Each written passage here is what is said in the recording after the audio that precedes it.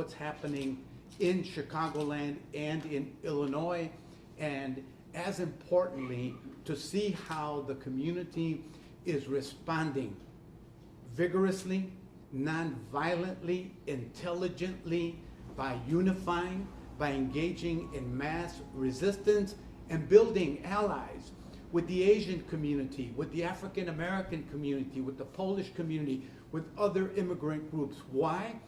It's critical that we change the public fight, the perception around what is truly going on. There's a war against immigrants, there's a war against workers, and there's a war, an economic war, against small businesses in communities like this. It's against the national interest of the United States to engage in these policies, and that is the challenge that we have, to change the perception, to convey the truth and the reality of what's going on. In addition to the 19 members of Congress, Senator, I'm very happy that the Cardinal put out a strong statement standing by the children and the families and the workers and those who are being oppressed. This is very significant, and this is a part of the change that needs to continue. That's the challenge that we face. Delighted to be partnering with Alderman Rodriguez, with our state legislators, with Senator Durbin's fantastic office and his staff as well, in defending the rights of all Americans who at this time feel persecuted. The truth will prevail and justice will prevail as well. Thank you. Next up, I'd like to bring up State Senator Selena Villanueva. Thank you and good afternoon, everyone. First, I have to say that I am the daughter of Mexican immigrants and I'm damn proud of it. And I also am the granddaughter of a bracero. So the history of my family is one of being the backbone of this country during its best times and its worst times. And I continue to do that in my role as a public servant because we're seeing some of the worst times in our nation's history. What we witnessed this week in Little Village was literally state-sponsored violence on communities, on unarmed and unprotected communities. What we saw was community members being tear gassed, not just in Little Village, but now we're hearing about attacks happening in Lincoln Park, which is the ritzier part of Chicago, or one of the ritzier parts of Chicago. This is an attack on our city, this is an attack on our state, because we dare actually have leaders that represent the values and the belief systems of the communities that we've been elected to represent.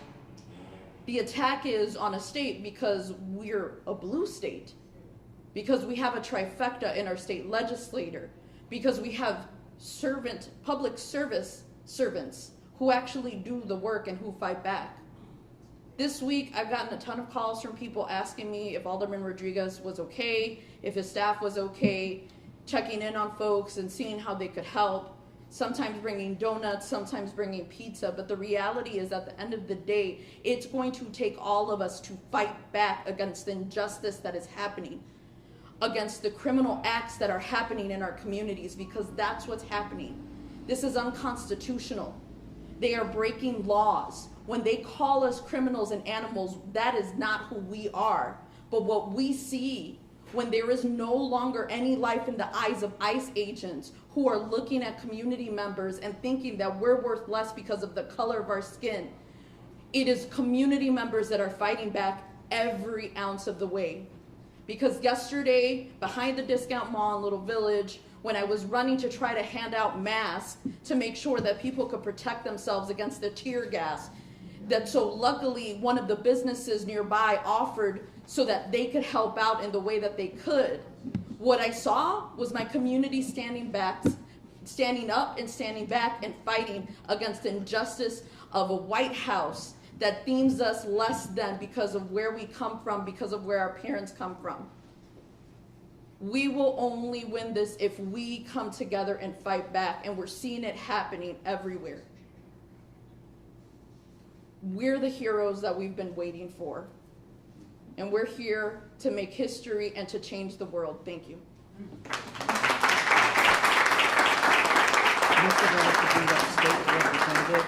Edgar Gonzalez.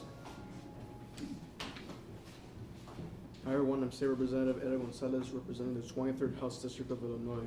I cover the areas of Cicero, Little Village, and Bryant Park, which for the past few months have been continuously and constantly attacked, and attacking our communities. I mean, just yesterday, everything that was happening right by the disco mall was 1 block away from my house. The chopper was above my house when I went outside and I started running towards the disco mall, and the Bovino and his thugs were outside, threatening and provoking our community. The one thing I would say, and something I just want to make sure does not go unnoticed, is the tremendous self-restraint that our people have, and not falling to the provocations of these guys. Because in the end, we're dealing with animals. Like Marcia said, we're dealing with savages. They're idiots that are guided by one thing and one thing only, and that is bigotry. And it's coming after our folks and coming after people that they think pose a threat to our communities. But in the end, we're the ones, as the Alderman mentioned, we're the ones that keep ourselves safe. I mean, I was on the ground when they were detaining U.S. citizens. I was on the ground when they threw some tear gas. I was on the ground when they shoved me because they said I was in the public way, even though as a state representative, I was making sure that we could get the information of everybody who was getting detained. The license plates of the cars, so that people could be aware, but also the phone numbers and the names of family members that we could reach out to if, in any case, once these guys got taken in, how we could reach out and connect them with their family members. Again, they want to dehumanize us. We should be doing it too. But at the same time, it is a huge self-restraint. It is our superpower. It is our superpower. When they shoved me, I got really, really mad. But it's great to see that, people, either they're guided by faith, they're guided by love for community, guided by whatever higher power that they listen to, they are guided by a love for their community, for their fellow neighbors, and in taking care of ourselves. So I'm so glad that we have so many allies with us right behind me, but just people in the community, because in the end, it's everybody becomes a leader at this point. Everybody has a stake in the game, and if they want to play games, we're gonna play games too. But we need to make a team because the teams are the ones that win. So I want to make sure that never don't take the bait. That is what they want to do. That's what they're going to do to justify their more aggressive tactics.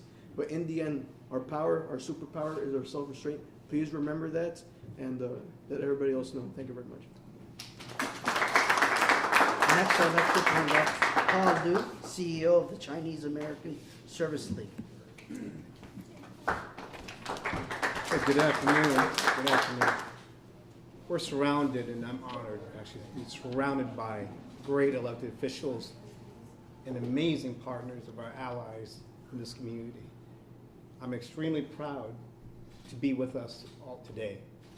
I'm here to share today that our community, the Chinese community, is also impacted. But we're impacted in a way that we know that when we stand together, we can make a difference. It's not just the Chinese community, it's all communities. So I want to share yesterday, a father and a husband of 2 children was taken by ICE right outside of his family's home in Bridgeport. Near Robert Healy Elementary School, the father just stepped outside of his house and he was taken, and he wasn't doing anything illegal. He was just standing outside. His wife was working at the time, and according to neighbors who witnessed the incident, ICE did not present any warrant or paperwork before taking him. An unmarked ICE car was circling the school, Healy Elementary School, which is 95% Asian Americans, filled with immigrant children. And ICE also forcibly grabbed a neighbor who was trying to document what was happening. She was being an ally to her neighbor. ICE then brought out their tasers as a threat to our neighbors. This is illegal, and this is not okay. This family represents so many others in our community, our Chicago. Hardworking parents raising a family, contributing to Chicago, and building a simple, peaceful, and better life in this great city. The father is now being held in Broadview Detention Center. The family has been left frightened, split up, and uncertain what comes to now. And actually the family is not living their house anymore. They're so scared that they actually are living somewhere else. We're calling for transparency and accountability in how enforcement actions are carried out in our neighborhoods. No family should ever experience this fear and confusion at the front of their own door.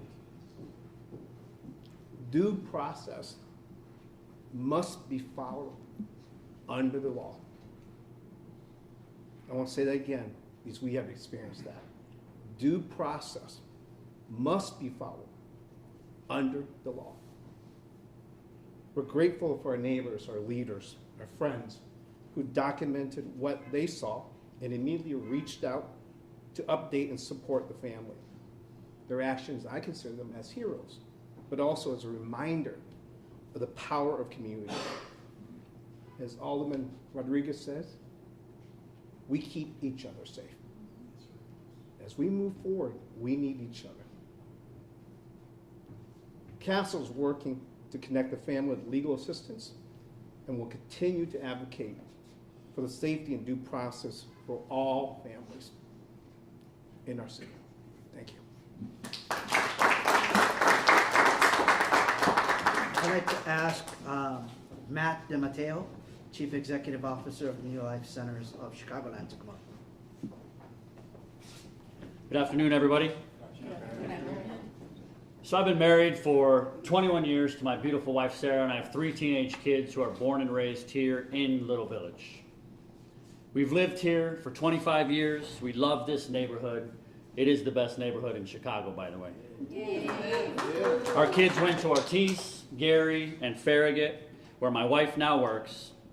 And this weekend, by the way, Farragut beat Lane Tech and Walter Payton and became the citywide 16-inch champion. I'm a pastor at New Life Community Church, a church that's been in Chicago for 40 years and has 25 locations across the city.